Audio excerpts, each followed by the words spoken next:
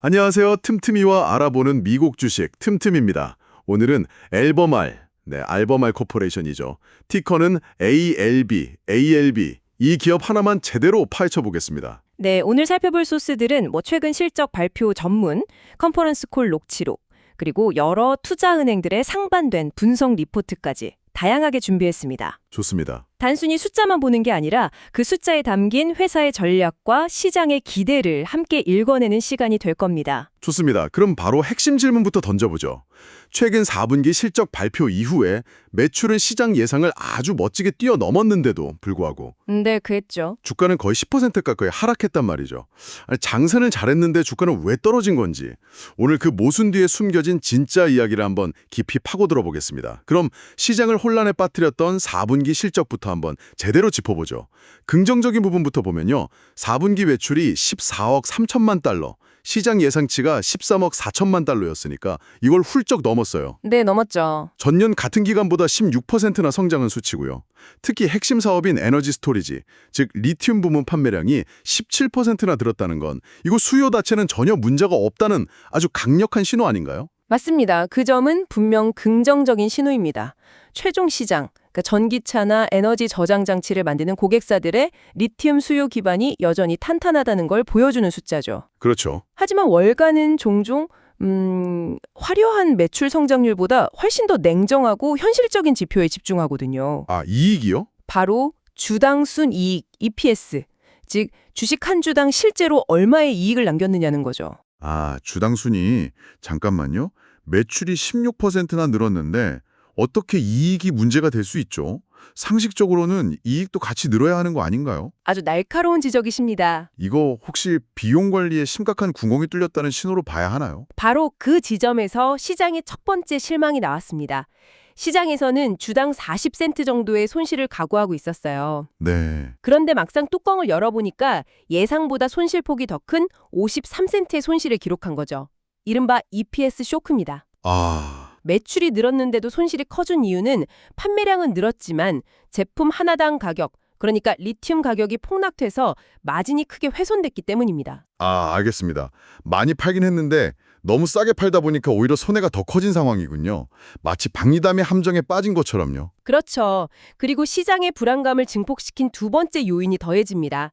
회사가 호주에 있는 캐머튼 수산화리튬 공장의 가동을 일부 중단하기로 결정했다는 발표였습니다. 아, 잠깐만요. 지금 잘 팔리고 있는데 공장을 멈춘다고요? 네. 물론 회사 측에서는 이걸 단기적인 비용 절감이다, 시장 상황에 유연하게 대응하기 위한 신중한 조치다, 이렇게 설명은 했습니다. 회사에서는 전략적 유연성이라고 포장했지만 투자자들 귀에는 앞으로 수요 꺾일 것 같으니까 미리 생산 줄입니다. 이런 공포의 사이렌처럼 들렸을 수도 있겠네요. 바로 그겁니다. 당장의 판매량은 좋지만 미래 생산량에 대한 불확실성과 수익성 악화라는 두 가지 악재가 겹치면서 매도 버튼을 누르게 만든 거죠. 알겠습니다. 정리하면 겉으로 보기엔 장사가 잘 된 것 같았지만 속을 들여다보니 이익은 기대 이하였고 심지어 미래 생산을 줄일 수도 있다는 우려까지 더해져서 주가가 하락했다는 거네요. 네. 그렇다면 이게 지금 ALB 이 회사가 가진 근본적인 문제일까요? 아니면 이 상황을 이해하기 위해 좀 더 큰 그림을 봐야 할까요? 이 상황을 제대로 이해하려면 반드시 리튬의 겨울이라고 불렸던 2023년과 2024년, 불과 얼마 전의 일을 돌아봐야 합니다. 리튬의 겨울이요? 와, 이름만 들어도 혹독했을 것 같은데 90% 폭락이라고 들었는데 그 정도면 그냥 산업 자체가 거의 붕괴 직전까지 갔다는 거 아닌가요? 상상 이상이었습니다. 당시 리튬 가격이 고점 대비 무려 90%나 폭락했습니다. 수많은 신생 리튬 채굴 기업들이 자금 조달에 실패해서 파산하거나 프로젝트를 무기한 중단했죠. 다른 경쟁사들도 다 힘들었겠네요. ARB 주가도 예외는 아니어서 2022년 말에 330달러 고점을 찍고 2025년 초에는 85달러 근처까지 추락했었습니다. 지금 우리가 보고 있는 주가는 그 혹독한 겨울에서 살아남아서 100% 가까이 회복한 상태에서 이번 실적을 맞이한 겁니다. 와, 정말 생존 자체가 실력이었던 시기였네요. 그런 아비규환 속에서 ALB는 도대체 어떻게 버텨낸 건가요? 소스들을 종합해보면 두 가지 핵심 생존 비결이 보입니다. 첫 번째는 안정적인 캐시카우, 즉 현금 창출원인 브롬 사업입니다. 브롬 사업이라 흥미롭네요. 잠깐만요. 보통 그런 복합사업 구조는 시장에서 순수 플레이어가 아니라는 이유로 기업 가치를 좀 할인받는 요인이 되기도 하잖아요. 리튬 사업에만 집중 안 한다고요. 아, 맞아요. 보통은 그렇죠. 그런데 ALB의 경우는 이게 오히려 강점으로 작용했다는 말씀이시군요. 정확합니다. 위기 상황에서는 그 어떤 이론보다 당장 쓸 수 있는 현금이 왕이거든요. 브롬은 주로 난행제나 전자제품, 석유 시추에 사용되는 화학 물질인데 이 사업부가 마진율이 높고 수요가 굉장히 안정적이에요. 아하. 리튬 가격이 바닥을 모르고 추락할 때 이 브롬 사업에서 번 돈이 든든한 버팀목이 되어준 거죠. 리튬 사업 하나에 모든 걸 걸었던 다른 회사들이 갖지 못한 ALB만의 강력한 생존 무기였습니다. 아하. 한쪽 엔진이 꺼져도 다른 쪽 엔진으로 비행할 수 있는 쌍발 엔진 비행기 같은 구조였군요.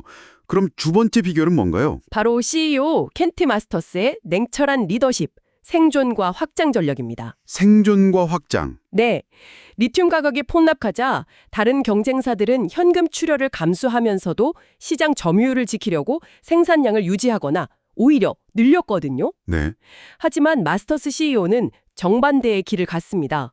그는 컨퍼런스 콜에서 수익성 없는 톤은 단 1톤도 생산하지 않겠다고 선언했습니다. 와, 시장의 흐름을 역행하는 과감한 결정이었네요. 그렇습니다. 그는 당장의 점유율보다 회사의 재무 건전성을 지키는 게 우선이라고 판단한 겁니다.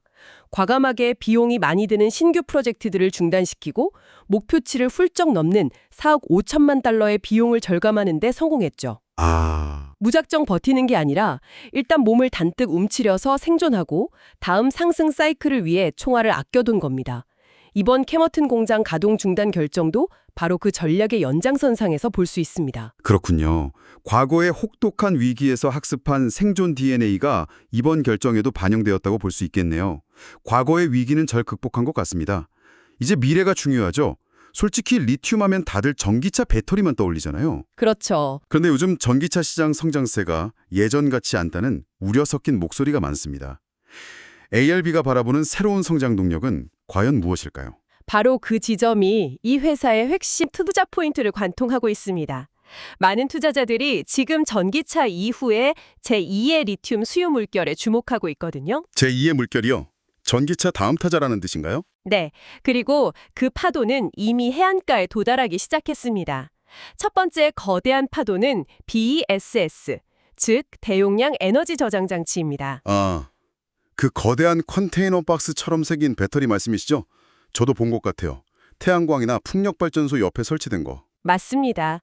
태양광이나 풍력은 날씨에 따라 발전량이 들쭉날쭉하다는 치명적인 단점이 있잖아요. 네. 그래서 생산된 전기를 거대한 리튬이온 배터리에 저장해 두었다가 필요할 때 꺼내 쓰는 겁니다. 소스에 따르면 2025년 북미 지역의 BESS 수요가 무려 145%나 급증했습니다. 145%요? 이 145%라는 숫자는 단순히 전기차가 몇 대 더 팔리는 수준의 성장이 아닙니다. 이건 전력망이라는 국가 기간 산업의 패러다임 자체가 바뀌고 있다는 신호탄입니다. 와, 145%. 정말 폭발적이네요. 그럼 또 다른 수요처는요? 이게 정말 누구도 예상치 못했던, 하지만 어쩌면 BESS보다 더 거대한 수요처일 수 있습니다. 뭔데요? 바로 AA 데이터 센터입니다. 네. AI 데이터 센터요? 거기서 리튬을 왜 쓰죠? 반도체나 서버가 필요한 거 아닌가요? 그렇죠. 다들 그렇게 생각하죠. 그런데 이 데이터 센터는 1초라도 전기가 끊기면 수십, 수백억의 손실이 발생합니다. 그래서 안정적인 전력 공급을 위한 비상정원 장치 UPS가 필수적인데요. 과거에는 부피가 크고 효율이 낮은 납축 배터리를 주로 썼지만 요즘은 훨씬 작고 성능이 뛰어난 리튬이온 배터리로 빠르게 교체되는 추세입니다. 데이터 센터 수요가 정말 그렇게 유의미한 규모인가요? 기존의 납축 배터리 시장을 대체하는 수준을 넘어서는 건가요? 넘어섭니다. 왜냐하면 AI 연산에 필요한 전력량이 기존 데이터 센터와는 차원이 다르기 때문입니다. 소스에 따르면 AI 서버렉 하나의 전력 소비량이 기존 서버렉의 5배에서 10배에 달합니다. 5배에서 10배요? 네, 전력 수요가 폭증하니까 비상시에 대비해야 할 전력량도 기하급수적으로 늘어나는 거죠. CEO인 켄트 마스터스도 실적 발표에서 직접 언급했습니다.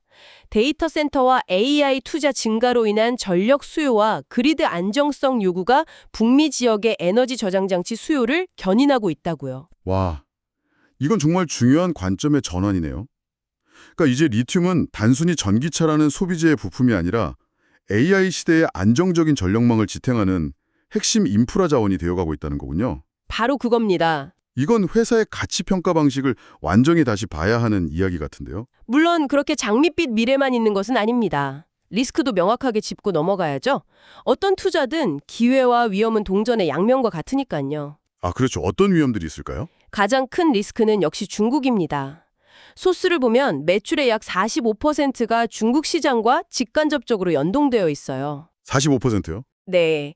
중국 경제가 흔들리거나 미중 무역 갈등이 다시 격화되면 리튬 가격 결정에 직접적인 타격을 받을 수밖에 없는 구조입니다. 게다가 중국의 저가 리튬 생산업체들이 정부의 막대한 보조금을 등에 업고 공격적으로 생산량을 늘리며 시장을 교란하고 있다는 점도 큰 부담이죠. 중국 의존도가 45%에 달한다는 건 정말 심각한 문제네요. 아무리 미래 성장 동력이 좋아도 가장 큰 시장이 흔들리면 속수무책일 수 있으니까요. 또 다른 지정학적 문제는 없나요? 카마 사막에서 사업을 하고 있습니다. 네. 그런데 최근 칠레 정부가 리튬을 국가 전략 자원으로 지정하고 산업을 국유화하려는 움직임을 보이고 있어요. 물론 ALB의 기존 계약은 2043년까지 법적으로 보장되어 있지만 이런 정치적 불확실성은 장기 투자자들에게는 분명 부담스러운 요인입니다. 하지만 이런 위험들을 좀 상쇄할 만한 강력한 기회 요인도 있지 않나요? 특히 미국 정부가 든든하게 밀어주는 부분이요? 맞습니다. 그리고 그게 아마 이 회사의 가장 큰 기회 요인이자 중국 리스크에 대한 가장 확실한 해답이 될 겁니다. 오, 바로 노스캐롤라이나의 킹스 마운틴 광산 재가동 프로젝트입니다. 킹스 마운틴이요? 이름부터 뭔가 대단해 보이는데요? 네, 이곳은 한때 세계 최대의 리튬 광산이었지만 채산성이 맞지 않아서 폐쇄됐던 곳입니다. 이 프로젝트는 미국 정부의 인플레이션 감축법 IRA에 따라서 약 9천만 달러의 보조금을 지원받습니다. 9천만 달러의 보조금도 크지만 그보다 더 큰 의미가 숨어 있을 것 같은데요? 바로 그겁니다. 이건 단순히 광산 하나를 더 개발하는 차원의 문제가 아닙니다.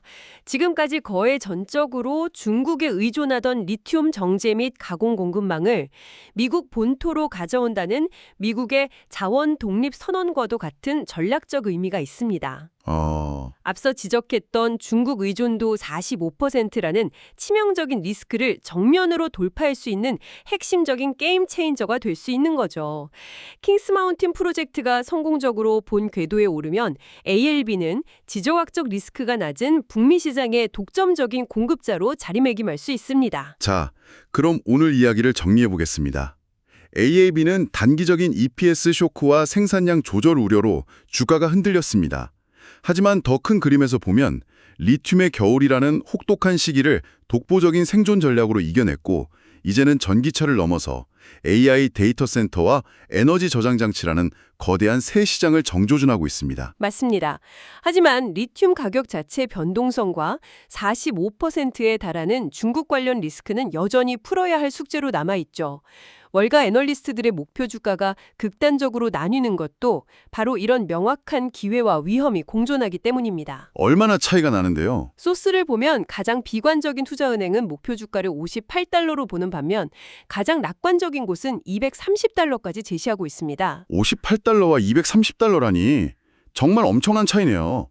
같은 회사를 보고도 이렇게 다르게 평가할 수 있다는 게 놀랍습니다. 결국 ALB를 보는 관점은 이 회사를 변동성 큰 원자재 기업으로 보느냐 아니면 미래에너지 인프라의 핵심 기업으로 보느냐의 싸움입니다. 월가의 극단적인 목표 주가 차이는 바로 이 정체성 싸움을 그대로 보여주는 거죠.